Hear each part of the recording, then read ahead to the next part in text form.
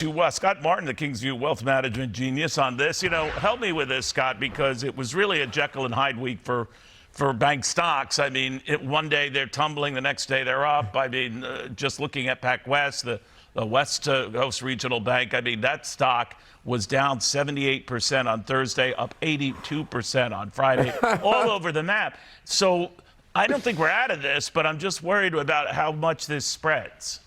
It spreads, Neil. It spreads easily, as you could tell from Madison's interview there. I mean, just the two fellows that were sitting down. We're using that word confidence, and that's really where it starts and ends with respect to people leaving their money in the banks, putting their money in the banks. And I love how you put it, Neil, with respect to how the banks are having their days these days now, where it's like a good day, a bad day, a so-so day. That's kind of like my life. And unfortunately, in banking, that is not a good life. So when you have those things going on in the marketplace and you see them, Neil, reflected in the stock market, so the very bank where you have your tried and true hard-earned money that we've all worked our lives for, and that bank might be going under, it might be being put in receivership, bought by something else, you freak out. And a lot of people who shouldn't be freaking out are freaking out. Now, I'm not trying to say that is the making of a contagion, but I think I shared the story on Fox Business, which if you don't get, you should demand, but I digress, relaying the idea that he's at a regional bank, a pretty well-off fellow, not as well-off as you, but saying, I want out of my bank because I just think I should be parking it in a big bank. And we've seen that happen. JP Morgan Chase now controls 1 out of 5 deposits, especially just scooping up First Republic. So ironically, the one thing we wanted to avoid after the financial meltdown, having banks too big to fail, now they're too big to ignore.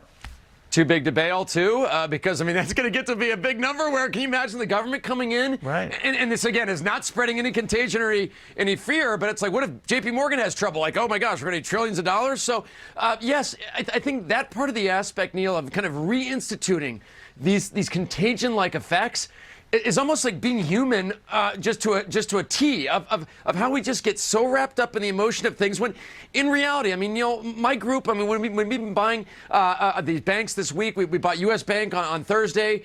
We bought a little bit more of Comerica on Friday. Interesting. And when we've been buying these banks, we've been looking at Tier 1 capital, Tier 2 capital, their percentage of deposits, where their commercial real estate portfolios are. All those things, boys and girls, that are fundamentals related to these banks, not emotion. And those things stand up very well at those two names I gave you, yet the market was trashing these stocks all week and has trashed them all year. Real quickly, one of the things I learned in talking to Austin Gillespie, of course, he was among those who voted unanimously to hike rates, even in this environment, 1/4 point. But I would imagine this bank situation is going to be a backdrop for future Fed meetings. Yes, and I think that's good because the Fed needs to pay attention to this thing. I mean, the Fed has kind of gone on their own track this whole way, whether it was not hiking interest rates at first because inflation was transitory and now hiking them like crazy because inflation's out of control.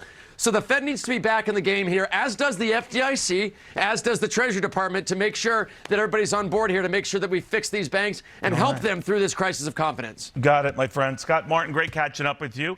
In the meantime...